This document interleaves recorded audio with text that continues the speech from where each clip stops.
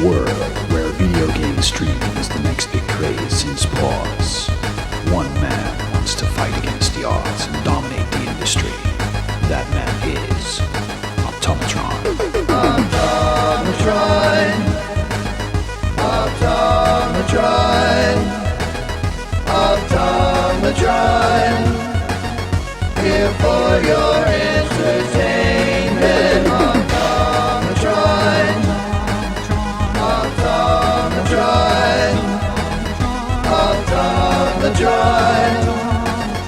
Here for your entertainment. Optomitron. Optomitron.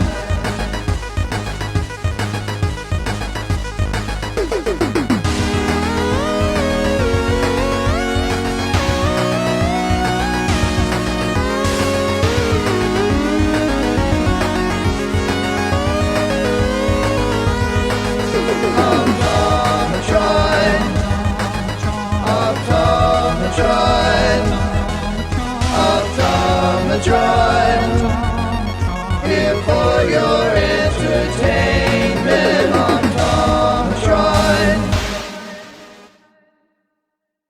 When we had... It's so weird, man. It's such a weird experience. Okay, so... This was our birthing experience. It's okay. 6:30 in the morning, I wake up 5 minutes before my alarm is supposed to go off. And I remember waking up, you know how like when you wake up before your alarm goes off and you're mad that like, oh man, my alarm's gonna go off in 5 minutes. I can't really go back to sleep, but I didn't get to sleep my full time because my alarm is about to go off. So it was already one of those mornings, okay? So I'm like, alright, well, I'm not gonna go back to sleep. I get up, I start getting dressed. All of a sudden, Tori jumps up out of bed. Deja vu, I just been in this place. And fucking runs to the bathroom, which is weird, because she like sleeps until noon. You know, she's pregnant. She's a big pregnant lady. She needs all the sleep she can get.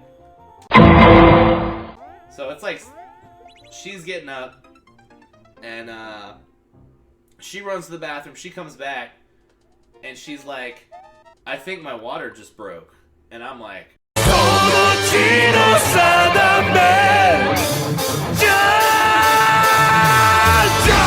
like, the only thought in my brain so far this entire morning has been, I really don't want to get up and go to work. And then, like, I'm looking at her and she's like, I think my water broke. And in my mind, I'm playing back, like, the Lamaze classes and stuff. And they're like, oh, the water never breaks anymore. That's just a myth you see in the movies. Hey, there's some bullshit.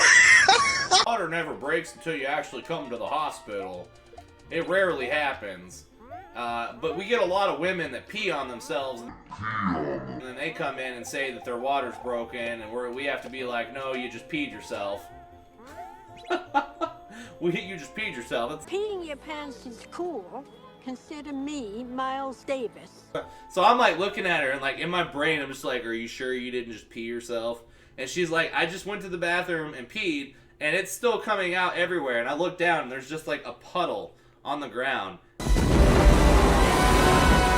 And I'm just like, oh, well, we should probably go to the hospital then. Yeah, it was a bullshit class.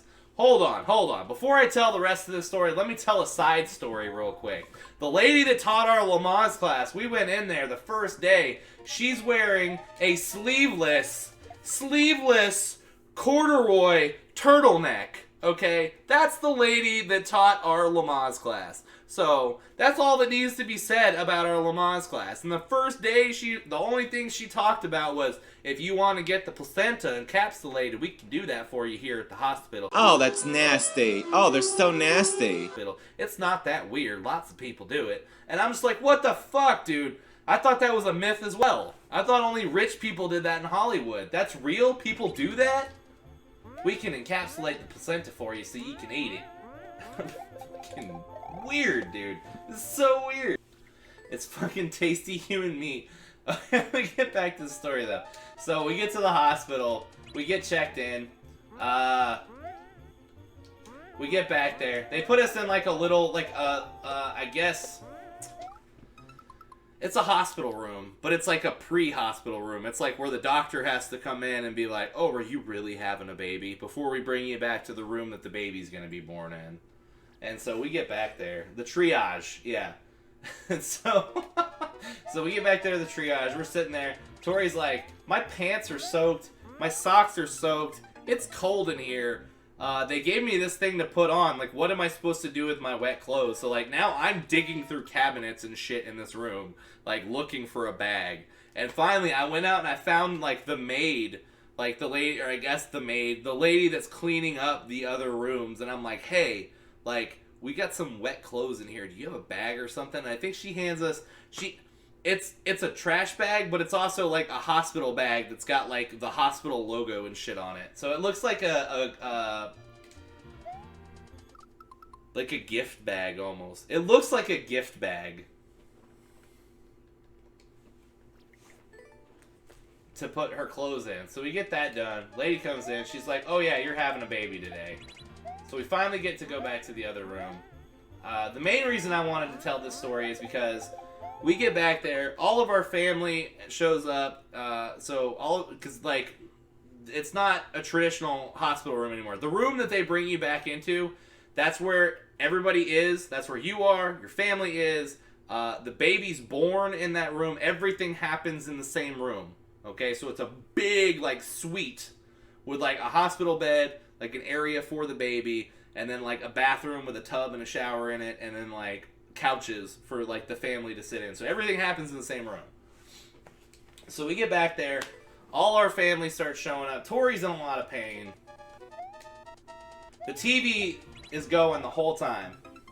Where did you think they had babies? I thought like you go through labor in one room, and then I thought that they brought you back to a delivery room like when it was time, you know? Like, you go through all the labor in one room, there's a labor room, and then you go to, like, the delivery room when it's time to have the baby. That's what I thought. But so we're sitting there, we're hanging out. The TV's on. Nobody's paying, the TV's been on since we got in there. Nobody's paying attention to what's going on the TV. It's like a cops marathon. So, like, my baby is born during a cops marathon. So, like, we're like, push, Tori, push! Bad boys, what you gonna do? What you gonna do when they come for you? Come on, give me one more big push! Bad boys, what you want, what you want, what you gonna do? This is a true story. This really happened. This really happened, okay? And it went from Cops Marathon to South Park Marathon. I don't know how that happened, but it was very interesting because we're not paying attention to the TV, right? The shit you remember all the time. I know. That's why. I'm getting used to telling the story now because my child's gonna have to hear this. Like, dude, you were born during a Cops Marathon. I want you to know that. Son, it's time I tell you about your birth. Bad boys, what you want, what you want, what you Anyway, so we're 6 hours in, okay? We've been in the room for 6 hours. Tori's already been in labor. 6 hours in, they're like, okay, well, you're dilated enough that we can give you some pain medication. Tori's like, yes, give me the pain medication. Let's do this thing. So they give her the first round of pain meds. About 15 minutes later, she's immediately like, nope, I don't want any more pain medication. She's like, I'll wait for the epidural. I don't like the pain medication. It's making me feel nauseous. I don't like it. So, yeah, no, you think that. But the rest of the time, she would not take the pain med. She didn't like the way it made her feel. So she went through that shit, aside from the epidural, she went through that shit without any pain medication. She is the most hardcore person I have ever met in my life. Because I saw what that baby did to her, okay? So that's 6 hours in, no pain meds. Sure, she stops taking the pain meds. We keep going, alright? After a little while longer, they come in, they do the epidural. Now she has no feeling of her lower extremities, nothing like that. Oh my god, I can't feel my legs! We got to the point where we were probably, I don't know, we were getting pretty close. We were like maybe an hour from the baby actually being born, where everybody who was there, all of our family and stuff, were like, we're leaving, we're going to go ahead and bounce. They said the baby's probably not going to be here until 3 o'clock in the morning, and it's getting late. So we were just going to call them in the morning when everything happened. So everybody left. We're all still in the room. And Tori passed out. She's like trying to sleep through some of the pain and stuff. I'm watching Cops. and the nurse comes in to check her. And she comes in to check. I mean, when I say check, I mean like she came in to like check. Oh, that's nasty. And so the nurse comes in to check, and she goes, "Oh," and Tori's like, "Oh, what does "oh" mean?" Now, mind you, it's like 11 o'clock. They said the baby wasn't coming until 3 o'clock in the morning. They were pretty sure. Liar! But she's like, "Oh, your cervix is gone," and when the cervix disappears, that means baby's coming. There's no. She's like, "I'm gonna go ahead and call the doctor and tell the doctor needs to get in here because the baby's coming." Now, the parts between her saying, "I'm going to call the doctor," and the doctor actually showing up, I can't talk about on stream, because it was horrific. Never seen somebody get poked and prodded that much. It was fucking awful to watch.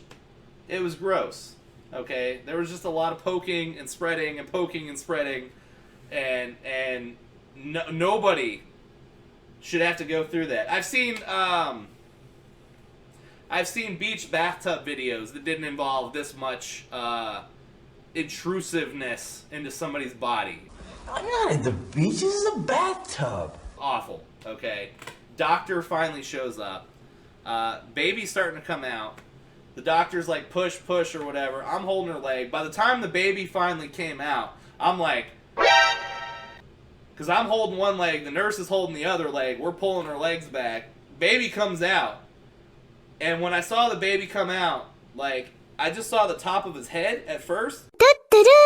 And I was like, oh, he's not that big. He's just a little tiny guy. And then the whole baby came out. And I mean, I was like, oh my God. Oh my God! How did that fit in there? What is that? It's so crazy. Baby comes out. Like 3 or 4 minutes later, after the baby comes out, I'm still holding her leg, and I'm like, what just happened? Holy shit, what just happened?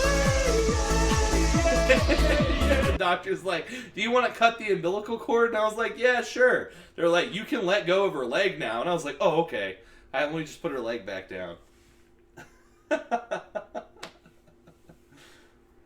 No speculum, all hands. All hands.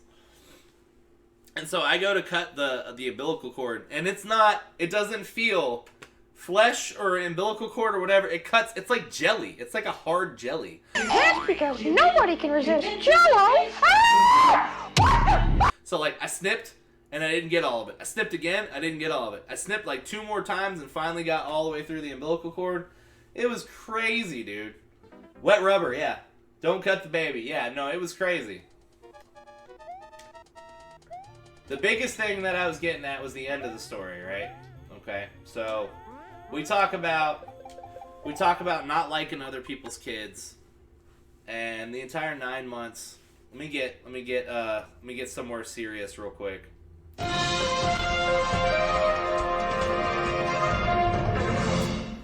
And so for 9 months, I prepared myself. I thought I had prepared myself mentally to have a child.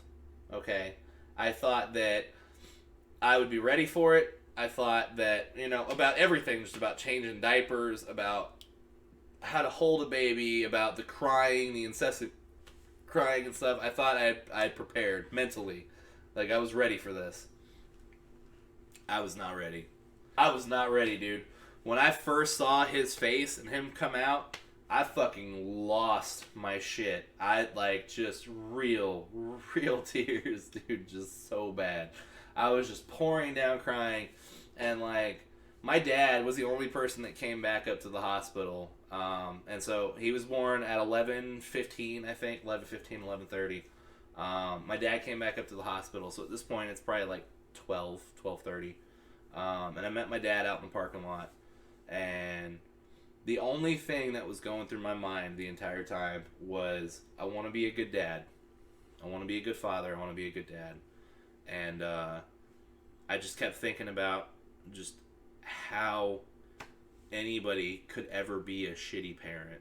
Like, I can't wrap my brain around somebody who could bring a child or a life into the world and then be a shitty parent and not take care of their kids. You know, I don't understand. Like, at that moment, nothing. I'm an explorer. I'm a human, and I'm coming. You guys are the fucking best. Thank you, Lady Dragon. Thank you so much. I don't understand how anybody could bring a child in the world and then not understand that you don't matter anymore. Like, this is what matters. Your legacy is over at that point. It is time to bring a child into the world and teach them and love them and give them everything that they deserve. So that's the end of my story. But thank you guys for riding that roller coaster with me. I appreciate it. But yeah, no, my wife is the most hardcore person I've ever met. I would not want to fight her in a dark alley. After お前はもう死んでいる。何